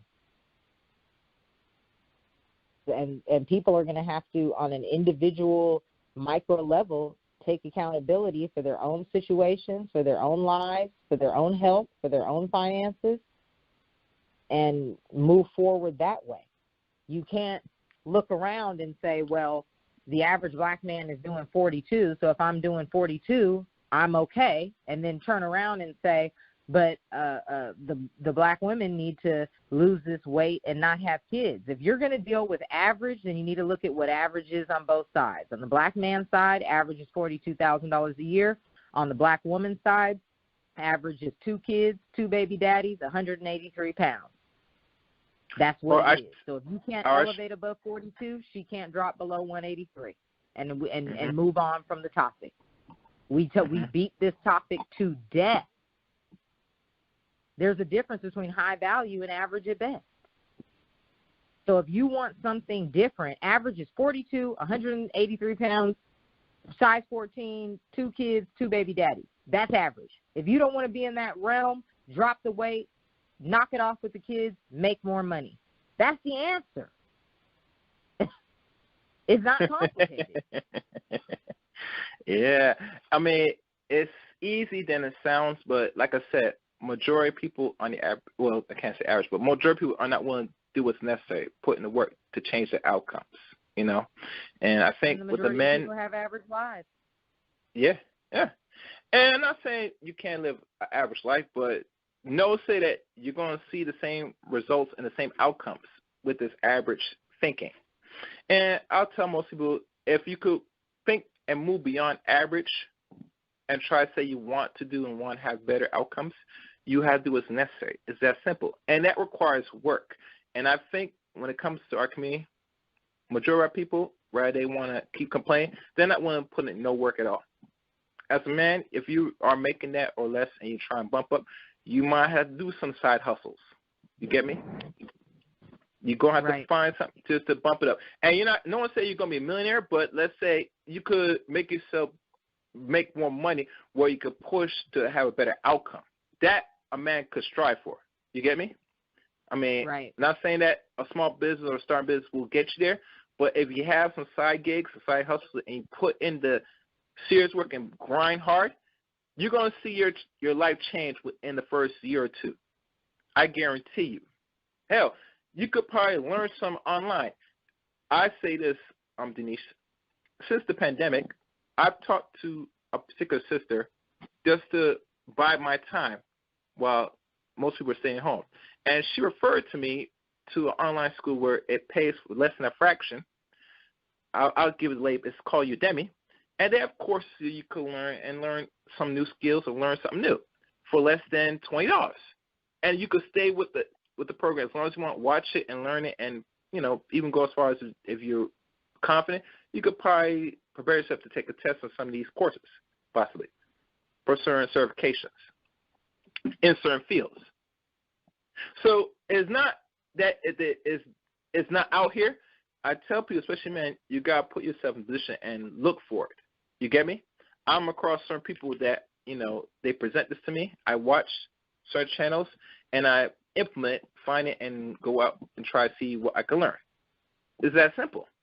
But like I said, YouTube, biggest platform it is, in my mind, is a waste to a lot of our people, black people.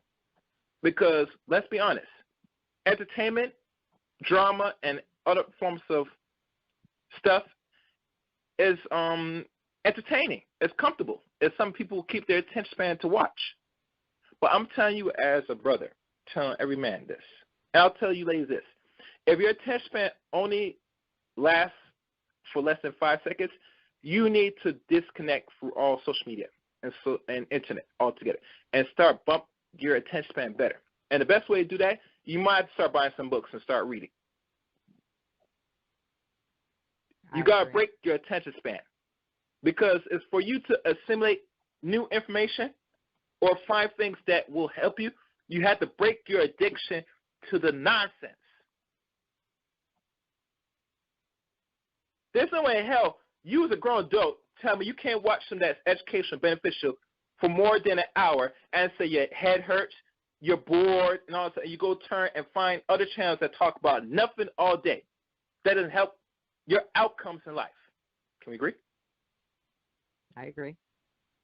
That's why all channels that have good information and some that can be beneficial are going to get less numbers, less attention. And I'm going to tell you a secret a lot of people don't know. The YouTube that you subscribe to or channels that you watch, they are controlling what you're really watching, what is being pushed out there for your subconscious mind. I'm telling you personally that because we don't run this platform, they know who's watching and what people are vibrating from the start. So you know what the algorithm will do on YouTube? They will keep feeding you that nonsense. So if you like drama or talk about black male or black female in a negative way, they're going to funnel you for your recommendation nonsense. And to be honest with you, they're going to get paid. The people that make content will get paid and take your little money, and you're going to go back home crying and poo-hooing on the same outcomes in life. And one other thing I want to add in, because I'm not sure if you're aware of this. There was one particular woman that was teaching leveled up and feminine to, I guess, women in the feminine sector. She was found doing criminal acts. Her name is Bakaya Pink. I've noticed a lot of black women have not talked about this woman, besides the men of the sector of YouTube. And it makes me think, say, this one was teaching the average woman how they could level up, get a rich man, this and that for her. But we find out she is a baby mama of 2 different men with 3 kids, and she was found larcening and theft.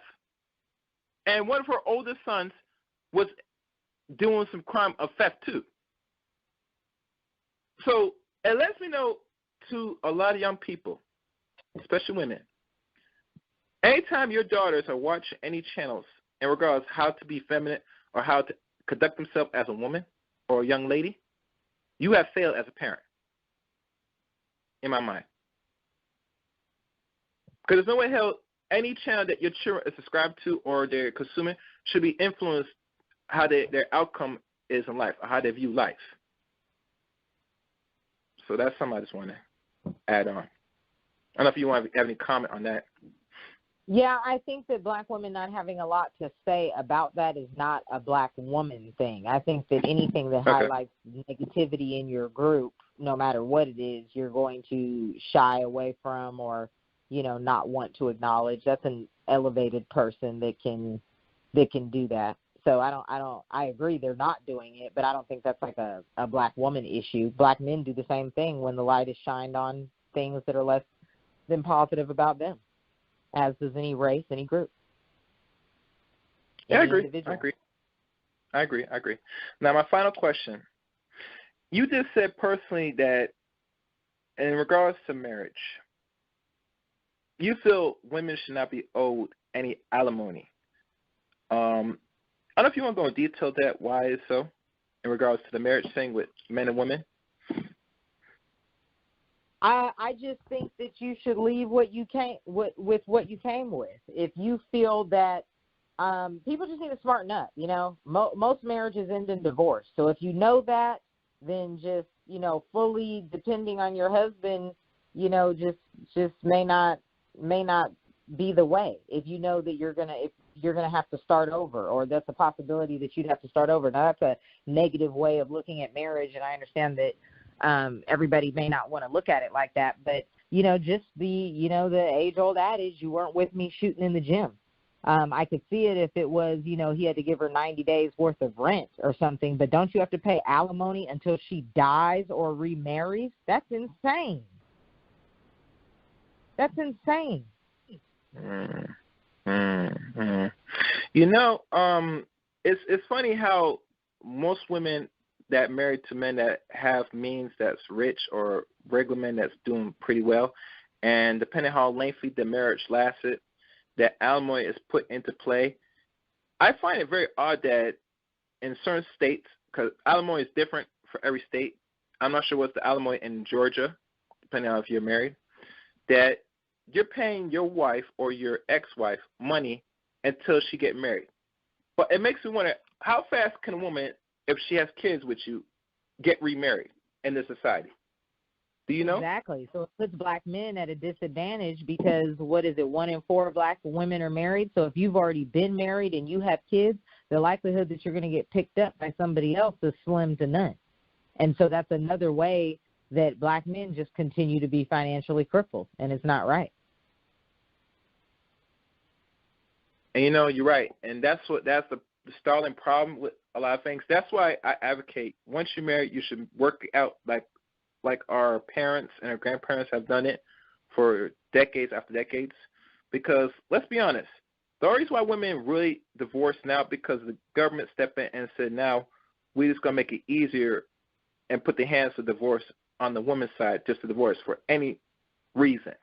You get me? And marriage really end on divorce because of financial situation. That's telling in itself. You get me?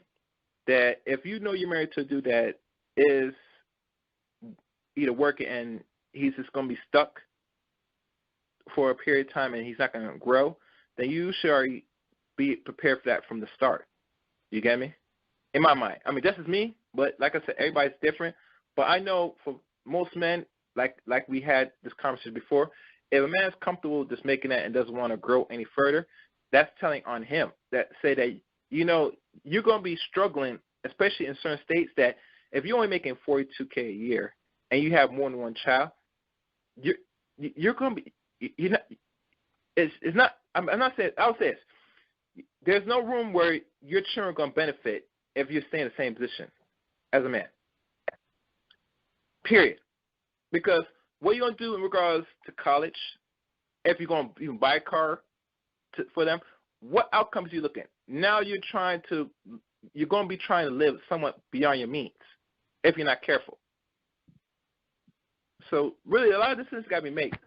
I'm not saying it's impossible, but like I said, in certain states in this country, if you're just going to stay at that range and have more than one kid with wife, it's going to put a burden on you as a man. Because now you got to really produce more, and you should be showing proof and producing every day anyway.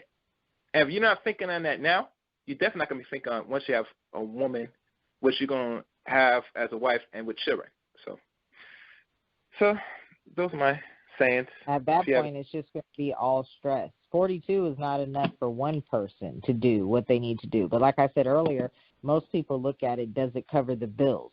So even if you're a single person, if 42 covers your bills, it does not leave you with anything to invest or to, invest in yourself through education, enriching travel and cultural exchanges. You can't participate in any of that. But because you have enough money to, possibly hang out on the weekend and pay all your bills, you feel like you're doing fine. And that's a mindset issue. If the mindset is what needs to be addressed, the money will follow. If your mind is in the place of understanding that this is not all you can be, this is not all you deserve to have, and that you do have the capacity to do better, you'll move in that energy, and more money will be produced. You'll have more resources. But as long as you're looking up blackdemographics.com saying, oh, I'm right in the middle, I'm doing okay, you wouldn't tell a child it's okay to be average. You know? You don't tell a child, just try to get a seat. To be honest with you, I always hear this from a lot of women. Well, not women. I'll say this. I hear smart people. But when I hear a dude talk like that, I know on the average, you didn't grow up with your father. Because most fathers that's involved with their sons always demand and push them to be better than them. Period. Anytime you find any man that's talking about he's actually comfortable saying that, that's a result of a man that was, on the average, raised by a single mother. And I said it, and I don't care how anybody view it. Because that's a thinking of a person that's only seen very much nothing in his life because he's been coddled, been nurtured for inadequacy, to not even do better, perform better. Because everything's given to him. So I'll leave it at that. All right, I'm going to open a few lines, and then we're going to wrap this up. Greg, I open your line. What's up, Greg? What's on your mind? Hello? Greg? I guess he's not there. All right. Let's deal with the solution part of things. Ms. Hampton, you there? I'm here. All right. So for the solutions, for the men to get their weight up, what suggestions you want to recommend to some of the dudes now that's, I guess stuck on a certain income bracket and want to bump a little bit? That's for the men's side solution, if you have any. I would say that the easiest thing to start with would be mindset,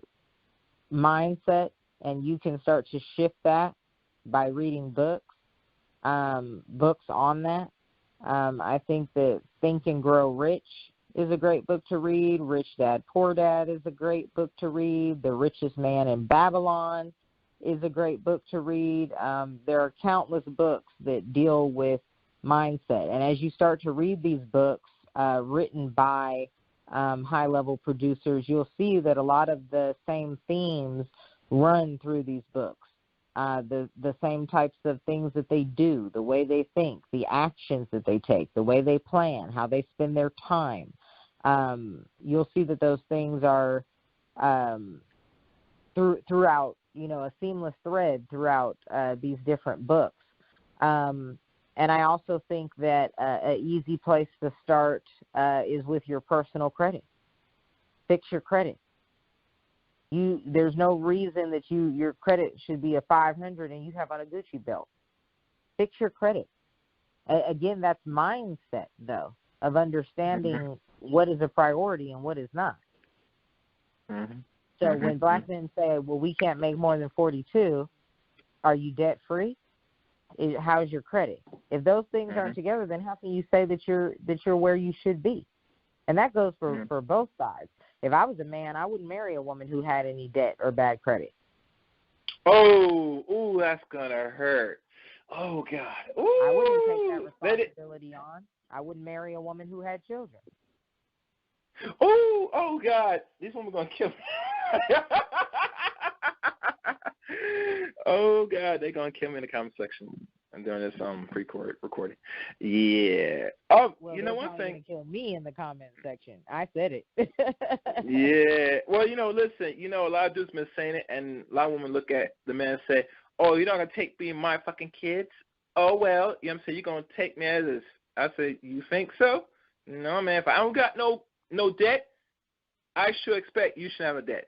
And I never linked the correlation between debt and marriage in a way where if I'm married to this person, I take on a debt. I didn't think about that. I'm not married, but now that I'm learning as I grow that these things are very important, because if I didn't go up my time and way to put myself in certain positions and don't take on no debt, student loan debt, why should I take on you and you take a whole bulk of debt, regardless of you getting a degree that is maybe subpar?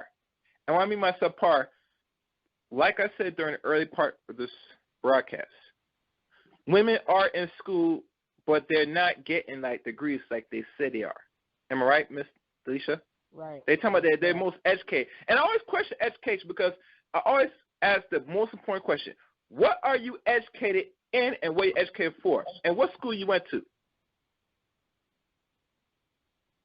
Because a lot of people are enrolled in college, but are you finishing college? They don't talk about this. Have you noticed this? Right. Yes, absolutely.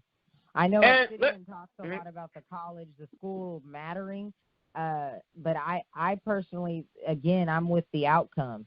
If you didn't go to college at all and you're making $200,000 a year, I'm less concerned about where you went to school. It's the outcome. It's the income. And mind you, I'm talking to a woman that is a real estate and creditor, am I right? What's that? You're in real estate and you do credit as well, am I right? Really? No. I don't do credit. I just had sent a link to Obsidian for a company that does free credit repair, just to, help anyone that okay. Wanted that. But I'm a real estate developer. That's what I do. Yeah, you're a developer. Okay. Oh, and another thing, you did mention that most of people should really look into real estate again if we're not into it, because that's a fast way to really start your wealth journey, Yeah, houses, that's a fast way. You have to be educated. You have to invest in yourself, because you can definitely lose your ass and everything you got in real estate. But flipping houses is definitely a way to quickly change your financial situation, because you can make a year's salary at a time. Every house I flip, that's 30, 40, 50, 80 grand every house, and then you can take that money to stabilize your life, reduce your debt. You can, when you start to get into multifamily, here in Georgia, you can get into those properties, 20% down. In California, sometimes it may cost up to 40%, and those properties are far more expensive than anything I deal with here. But that's how you're going to get there faster. Is there's nothing there's not too many options that you have where you can make that kind of money quickly. Most people have car notes. Most people have credit card debt. Most people have student loans. These are things that you're not going to be able to tackle with a $42,000 a year salary and less for the average woman.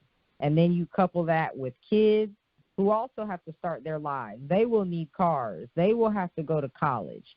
It's just a cycle that you're not going to be able to get out of unless you win the lottery or have something where you're making, a substantial amount of money at a time. So if you're making, even if you're not flipping houses, making 30, 40 grand at a time, even if you're making $10,000 a month, but you're living off of $5,000 a month, that additional $5,000 is huge to invest, to use that to invest in cryptocurrency or, learn how to trade Forex. If you've got a smartphone, there's really no excuse. Look back at your history on the things that you've searched. Pull up all the apps on your phone when you swipe to reveal all the open windows. What's open? Is Audible open with the last book that you read being, The Richest Man in Babylon? Or is Facebook the last app that was open? Is the Gucci app the last app that was open? These are choices that people make. But they make these choices because they're uneducated, because they don't have parents that are structuring their minds like that. When I was a young girl riding in the car to school, I would want to listen to, I'm from Oakland, so I'd want to listen to KMEL, which was the radio station that played rap music. But most times my dad would make me listen to NPR radio. Right? When I got into college and I'd call home for money, he wouldn't give me any money unless I sent him a bill projection on a spreadsheet outlining all my expenses for the month. So that's like a financial. Hold on, be quiet, Greg. I asked you earlier, you didn't pick up. Stay right there for a second. So he is a financial planner, right? Your father presented to you that made you in the habit of structuring your finance right while you're in college. Right. Am I right? And Right. and it got to go back to again that we got to go back to basics and start really understanding how money works as a people. A lot of people say we're financially responsible, but I look at in the outcomes of the community, we're not really financially responsible because if we barely getting by, that tells you you're throwing your money back to other communities, and that's just the end result I like to conclude. So to start off, where your money going is a good primer to really get yourself going. You get me? And what your father's doing, he's teaching you life lessons because he's teaching something that is going to really be tangible in the rest of your life. And look at you now. I think you're in like mid-40s now? I'm 36. Sure. Oh, you're 36? Okay. I'm 36. Look at 46 or 36? 36. Okay. Look how much your life would have been if your father didn't do that. How far you think you as a woman now, back in the days of college, back in the 2000s to now, how much you have grown? You get me?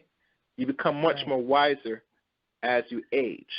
And I think this is the start every man and woman needs to step to get to that goal to be financially really, not only literate, but be financially stable in their lives so that way they can make bigger moves.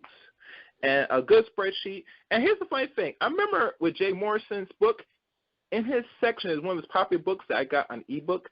It talks about a financial planning spreadsheet. Imagine that. So I would say this to every person, if you have like a smartphone or anything, I would say buy or do a quick class online on finance. You don't have to master it, but have a good understanding, a template of it first before anything else, besides other things you do. Because that will start you on your journey on how you could budget yourself properly. Because once you have an understanding of your budget and your finance, you're in a good spot. Now, Greg, your line's open. Do you have any question? You have a question? Well, money. I got a comment. I'll be brief. I have a different philosophy on money a little bit. I don't think people should save money and budget, I guess, but at some point, instead of saving and budgeting and counting your pennies, you should maybe think about how do you make more money to get the things you want. That's my philosophy. So I adopted this in my 30s. Instead of trying to budget and save, I'm thinking, well, maybe I should just try to make more money to get the shit that I want. And that's kind of my mindset, which is different from most people. It's just generate more income to get the Porsche or whatever the fuck you want, a house and a crib, and take trips. Make more mindset. I think most people can't grasp it, but that's how rich people kind of think.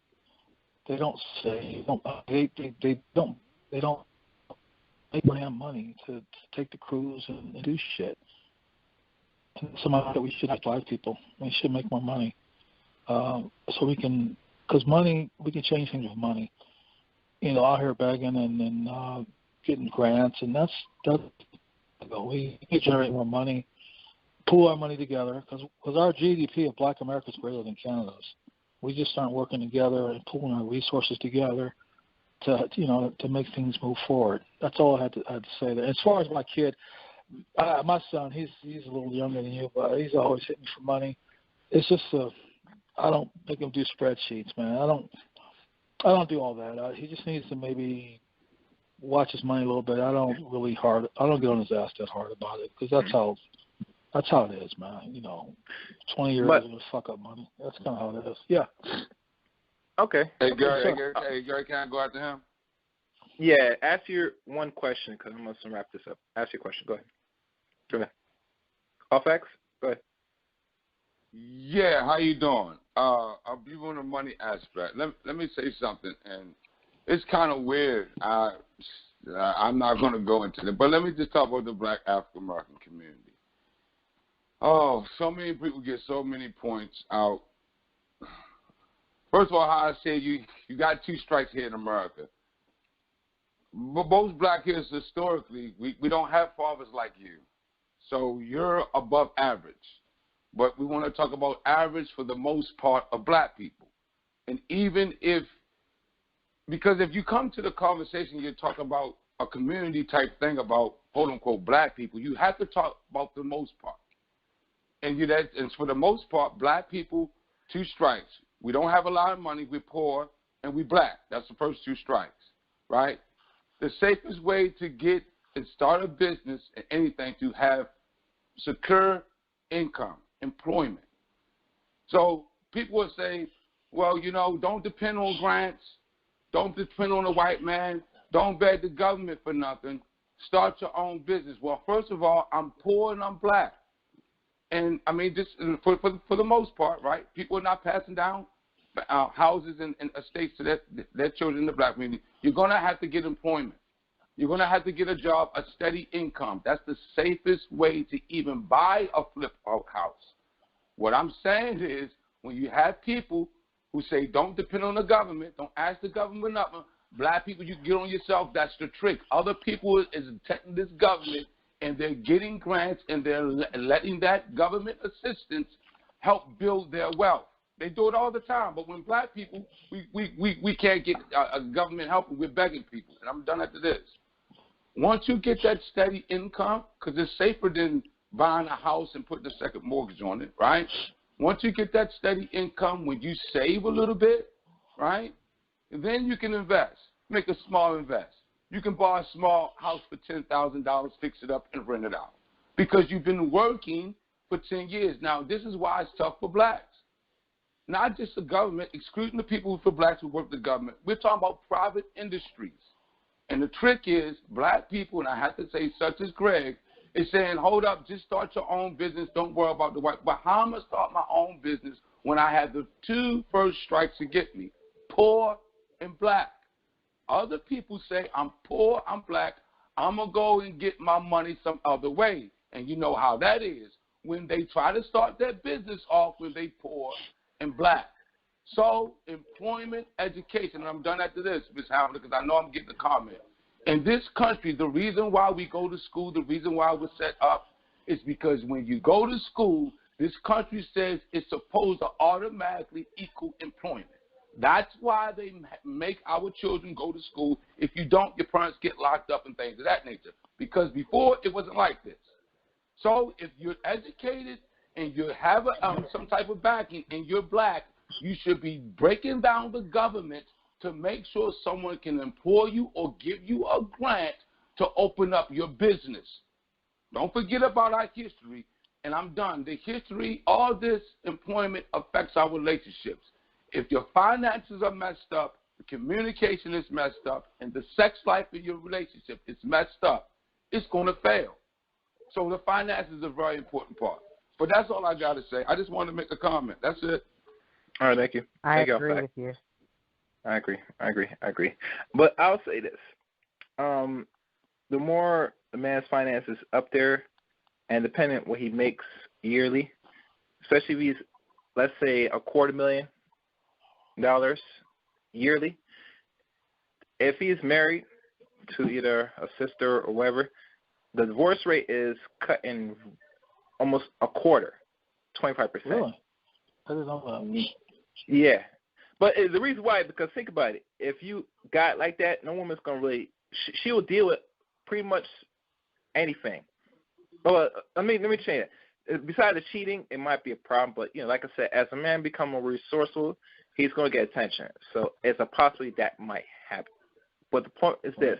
When the man got his money really right and he's up there and he's married, his wife's not going to, 9/10 are going to be, just filing papers like that. That's what they said percentage-wise. So I just want to share that. But that's pretty much. You go ahead. What I say? I actually want to respond to something. 2 things, man. All lies said. As far as me being black, I always felt being black, man, was an advantage. I always felt I was an advantage by being a brother. I just do. I just feel like I'm a black man. I feel like I have an advantage by being black. It's actually an advantage. Racism can be a good thing, but only if you keep your mouth shut here in America. I know that's hard for people to understand, but you get older, you understand that. One more thing, All Facts said that I kind of have disagree with is, as far as money, you can make $100,000 a year, which I make. You know, it depends on how hard I want to work. But you know what? If you make $100,000 a year, you're gonna need more in a couple of years, man. I'm telling you, you're gonna need more because you're always gonna want a nicer house. You're gonna want to get a nicer car, nicer shit, nicer furniture, and then you're gonna need more money. You're gonna need maybe $150,000, and then she's gonna want nicer shit, and you can't get off the treadmill. So it never ends, man. You know, it never fucking ends. The more money you make, the more shit she wants, the more shit you want to get for your house, more stuff. Your kids want better shit. They can't steal it. They don't shop at Target, and they got to go to Nordstrom's and Macy's to buy shit. And jeans, it costs $80. The shoes cost $100. It just keeps going. It's like a snowball going down the hill. The more you make, the more you need. And it's hard to get off that treadmill because once you get there, you don't want to go back down there. That's all I got to say. All right. Thank you, Greg. And All Facts. One more thing about being two stripes. Wait. I know you want to continue, but let me take this. No, I'll be brief. Give me 10 seconds. This black and poor shit, man. I mean, we have to get out of that mindset that we're black and poor, we're downtrodden. We need to be more positive, and just, we need to have more gumption and more intestinal fortitude as black men, and quit using the excuse of being black and poor. I got another call coming in. I gotta go. All right. All right. Cool, okay, Gary. Gary, let me respond. No. I'm already past the time. Let me just take this last caller. And all right, thank you. Caller, who's this? Hello. Miss Lady, and I'm going to completely disagree with Greg, what he just said. That is the silliest thing. You don't have to go to Nordstrom's. You don't have to go to high-end stores. You don't have, just because your kids want $200 tennis shoes, you don't have to buy them. You're the adult. There's a book called The Millionaire Next Door, and they lived pretty frugally. They didn't go and buy the most expensive cars and the most expensive stuff. They saved, invested. They kept a, pretty average life, and they are millionaires. And so that's all I wanted to say. And that just makes more sense, especially if you're a black person trying to make it in this country.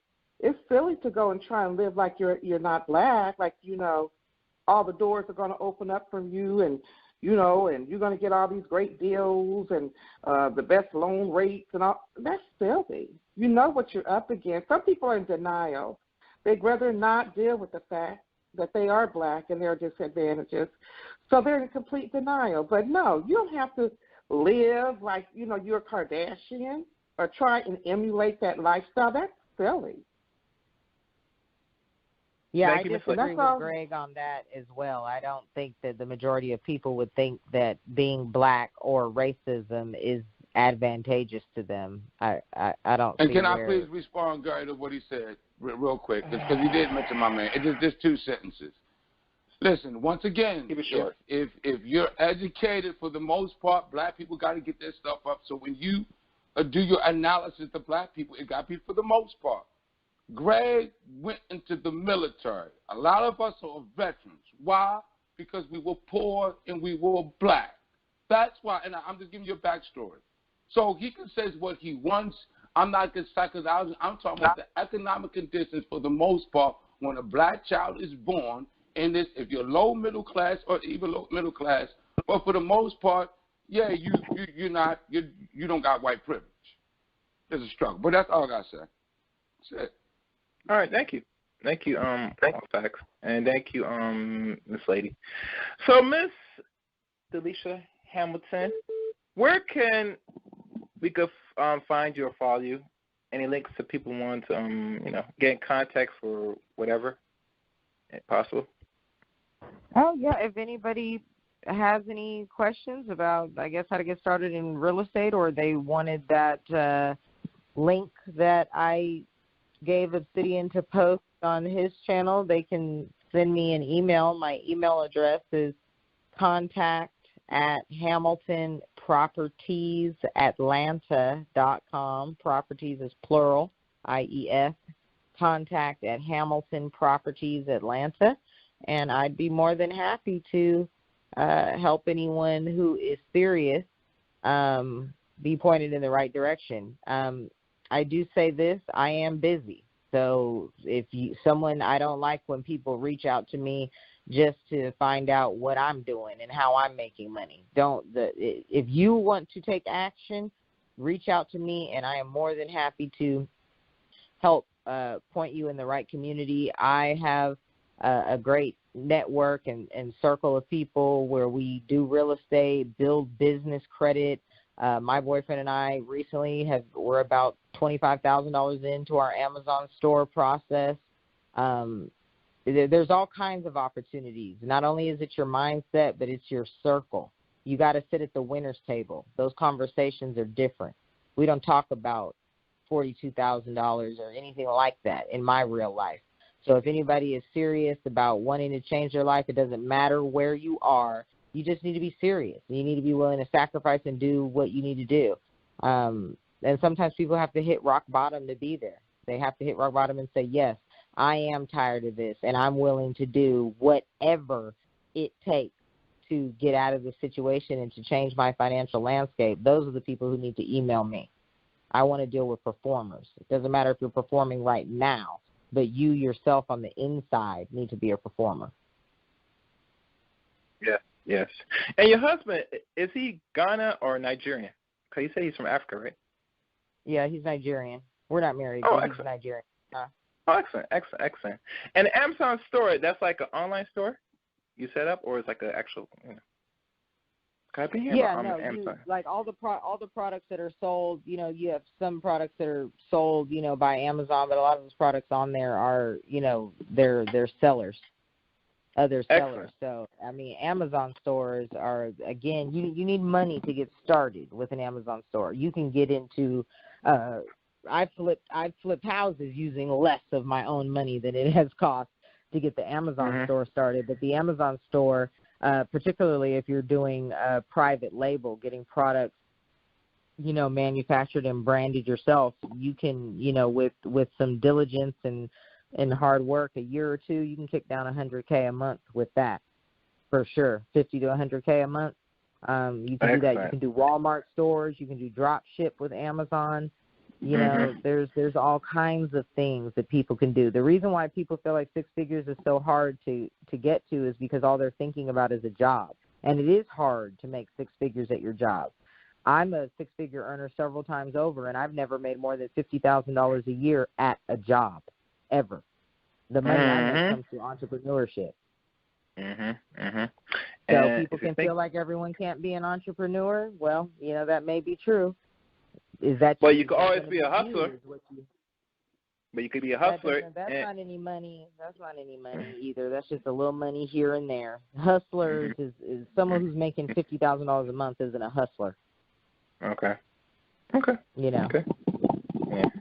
Well, like I said, people should get in where they fit in. Try many things and try to start off and get something. You get me? It doesn't have to be much, but if you can get $1 and take $1 and turn it to $5, $10, then it's a start. You get me? And like I said, everything people do out here just to get different outcome is a trial and error. I want people to know. And a lot of people, at the end of the day, don't willing to do what's necessary and take the risk.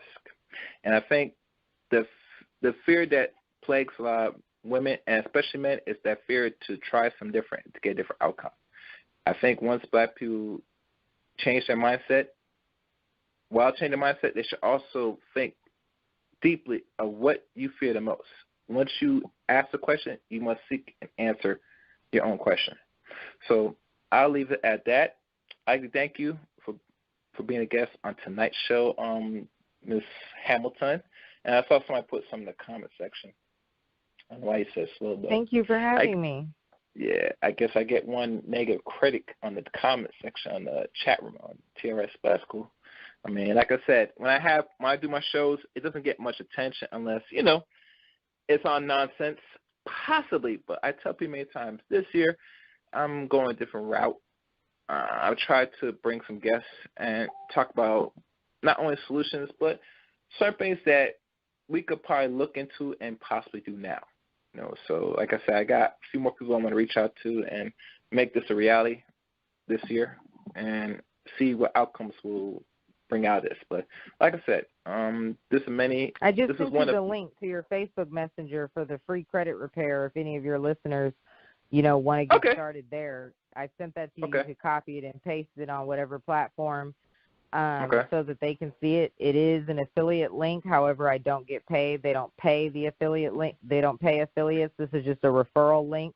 You do have to turn on a credit monitoring service. I think it's like $40 a month, but they need that on so that they can see into your credit, so that they can see the changes. But other than that, they'll fix your credit for free. They have an A+ rating with the Better Business Bureau. They can help you with funding as well. So this is a really great company. They're called Credit Nerds. And if your credit score is not above 700, you need to take a look at that and start there. It's free. There's no reason every listener shouldn't sign up for that whose credit is not there. There's no reason not to do it. It's free. Okay, excellent. I will put this in your link for people if they want to contact. I'm going to put in specifically for serious inquiries of the real estate thing on my channel. So, be on the lookout. That'll be in sometime once I finish up here. But thank you, Ms. Hamilton. And we'll do this again soon, maybe on some financial aspects. Who knows? We'll see. You know what I'm saying? But thank you for being a guest. You take care. Thank you for having me. More wealth and prosperity to you. I see you doing big things, And like I said, give them hell once you're in these spaces. You know what I'm saying? Tell not only what the men should hear, but also tell the women that what they need to really hear. Because I think hearing from another sister will be beneficial for every woman of any age, because let's be honest, if women seek marriage and stability, then obviously you got to tell them what they know what they need to do. Let's be honest. A lot of women think they don't know they know what they need to do because they hear it in a lot of space, regardless if they find it toxic or whatever. You know what you need to do, ladies. I have to tell you this. You're hearing from your own sister what you should be doing. It's that simple. And one side note, men on the average don't care about what money you have. I never really care about what a woman brings money. I always focus on other things on the average. Do you get me? So when they tell me they bring money, no. And be honest with you, my conclusion about this 50-50 thing, I've concluded this is some women created. Because I hear in certain spaces some women want partners and 50-50 relationships. I never hear some dudes on the majority talking about 50-50. Even when I came across the man here, they never talk about this 50-50 thing, Delisha. So when I always think that men crazy, I say that's a lie because I hear only from the women's side about 50-50 in partnership. Men don't think about partnership or 50-50. They feel that you're under my ruleship, you're going to listen. And if not, you go somewhere else. I lead. And a lot of black women are not comfortable a black man leading. It's the honest truth. You can lead, but you can't make 42 and do it. You can't. No one's listening to that. Yeah. So like I said, dudes, you got to do what's necessary to get different outcomes. That's all. All right. So I thank everybody for listening to tonight's broadcast. If you missed the recording or this broadcast, there'll be a playback. I'll have it on my channel for y'all to listen to. I'll leave links for the credit pair where you can find Miss Hamilton and all the information. So thank y'all for listening to tonight's broadcast. Catch me on the next stream. Until next time, take care and good night. Good night. Thank you. Thank you again for listening to another broadcast. I'd like to give a special shout out and thanks to the one and only Delisha Hamilton. And like always, comment, subscribe, and like this video. You can also follow me now on Facebook, Eric Rain, and Twitter at ChaosRain7. Until next time, let the chaos reign.